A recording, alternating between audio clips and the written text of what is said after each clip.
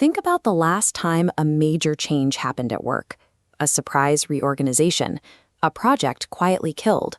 Chances are you didn't find out by reading a company-wide email. Someone caught you by the coffee machine, leaned over and whispered, "Hey, did you hear?" Every new hire receives an official organizational chart, mapping out reporting lines and executive titles. This document provides a formal structure for everyone, but it rarely reflects the actual movement of influence within the building. Most people are trained to view hushed hallway conversations as petty noise. We are taught that serious professionals stay above the chatter and focus strictly on official communication. This chart shows the actual distribution of information within a typical organization. Researchers find that informal channels, the grapevine, carry 70% of all internal communication. The official memos and town halls represent the smaller slice of how people actually stay informed. This informal network is remarkably stable, with an accuracy rate between 75 and 95%. It frequently provides the truth long before the official channels can catch up. Ignoring this flow of information doesn't protect a career from office politics. It simply leaves an individual as the least informed person in the room. Informal chatter always follows a specific structure. It is highly directional, moving along distinct vectors depending on who is speaking. Lateral gossip occurs between peers. When colleagues trade quiet warnings about a manager or share project updates, they are using information to test trust and forge long-term alliances. In upward gossip, targeted arrows shoot toward the executive tier, representing information used to shape leadership's perspective without formal authority. Sensitive data, however, moves through a cluster pattern. It travels strictly through established nodes of genuine trust, revealing who is truly connected. This behavior actually serves an evolutionary purpose. Long before human groups had formal HR departments, they used gossip to track reputations and deter selfish behavior.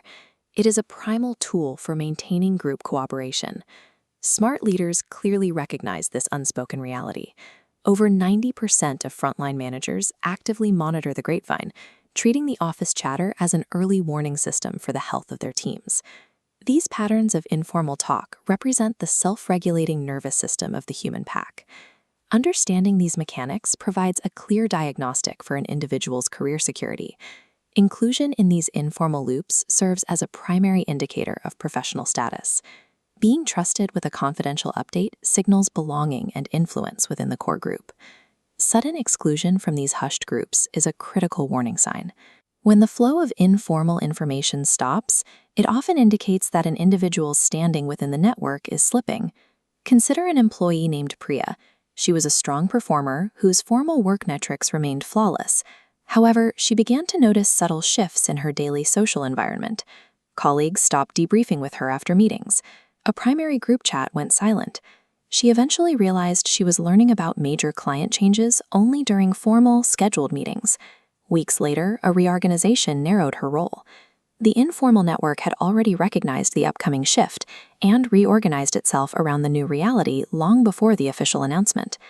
Because 70% of office information moves through these channels, the silence Priya experienced was a data point. Being cut off from the grapevine is a leading indicator of professional isolation. Identifying this invisible map might tempt some to manipulate it by planting rumors or weaponizing access. Research indicates this strategy backfires. The same informal network that tracks employee performance also tracks the reputation of the speaker. A person known for twisting information eventually finds themselves excluded by the group. The ethical path to influence involves being a reliable listener. By protecting confidences and sharing information fairly, an individual becomes a trusted node in the network. For 1 week, simply observe the flow.